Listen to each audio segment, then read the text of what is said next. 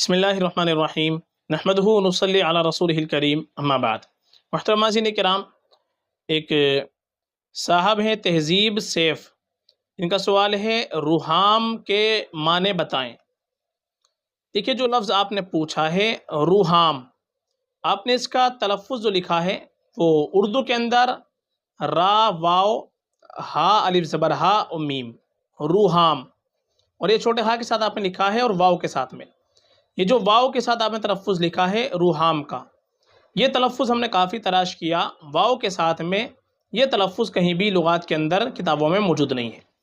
البتہ جو عربی زبان کے اندر ہم کو یہ لفظ ملا ہے وہ بغیر واو کے ملا ہے، را کے اوپر پیش کے ساتھ میں اور ہا الف زبر ہا چھوٹا ہا اور میم، روحام۔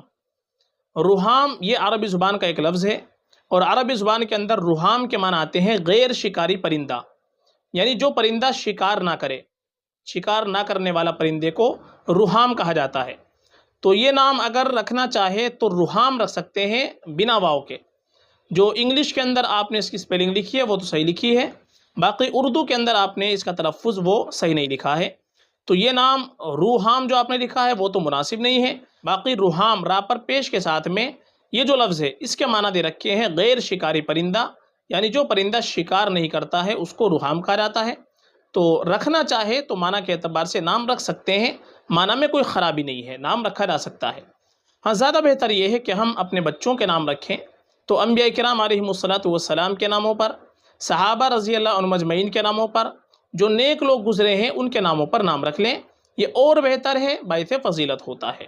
اور باقی آپ کو اگر صحابہ کے نام دیکھنے ہیں تو ہماری پلے لسٹ کے اندر جائیں، وہاں پر آپ کو صحابہ صحابیات کی ایک پلے لسٹ مل جائے گی، اس میں آپ کو بہت ساری ویڈیو مل جائیں گی جو صحابہ صحابیات کے ناموں کی ہم نے بنا رکھی ہے۔